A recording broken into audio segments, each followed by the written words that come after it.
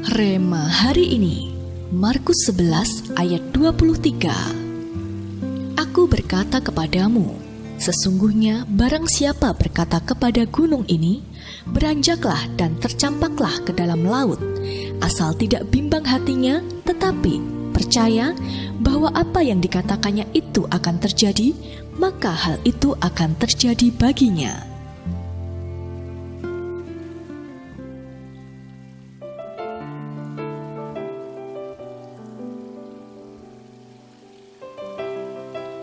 Masih ingatkah Anda dengan kisah Petrus berjalan di atas air? Saat itu murid-murid Yesus sedang menaiki perahu untuk menyeberangi Danau Galilea. Di tengah perjalanan, tiba-tiba saja datang badai dan angin kencang yang begitu hebat menerjang kapal mereka. Saat semua murid sedang ketakutan, tiba-tiba saja mereka melihat Yesus datang menghampiri mereka dengan berjalan di atas air. Dari semua murid, hanya Petrus yang berani meminta Yesus untuk menyuruhnya berjalan di atas air. Sesaat Petrus berhasil berjalan di atas air, tetapi ia mulai goyah dan ketakutan saat ia merasakan angin berhembus begitu kencang. Pada akhirnya, ia hampir tenggelam.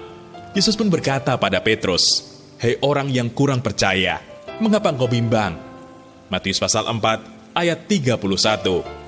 Jika kita memperhatikan apa yang terjadi pada Petrus, kegagalannya bukan karena badai yang saat itu sedang terjadi, juga bukan karena kuasa Tuhan yang tidak bekerja atas hidup Petrus.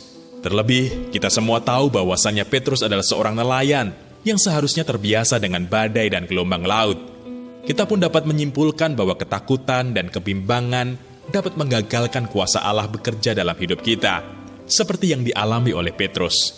Iman kita berkobar-kobar saat akan memulai, namun saat maju selangkah demi selangkah dan kita mulai melihat tantangan, ketakutan dan kebimbangan mulai muncul dalam diri kita.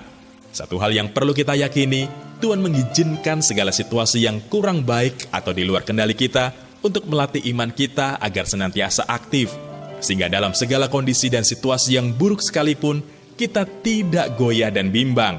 Karena ketika iman kita aktif, kita akan melihat kuasa Allah bekerja dalam hidup kita secara luar biasa.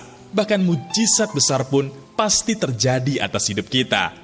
Jadi, tetaplah pegang perjanjian damai Tuhan dan jangan bimbang. Aktifkan iman kita dan tetap percaya bahwa rencana Tuhan pastilah yang terbaik bagi kita, bahwa penyertaan dan tuntunan Tuhan selalu nyata atas hidup kita. Haleluya! Hal apakah yang seringkali memicu ketakutan dan kekhawatiran Anda dalam menghadapi situasi yang terjadi saat ini? Menurut Anda, mampukah kuasa Tuhan bermanifestasi dalam diri Anda? Bagaimana caranya supaya Anda tetap kuat dalam iman sehingga kuasa Tuhan benar-benar dinyatakan? Tuliskan komitmen Anda.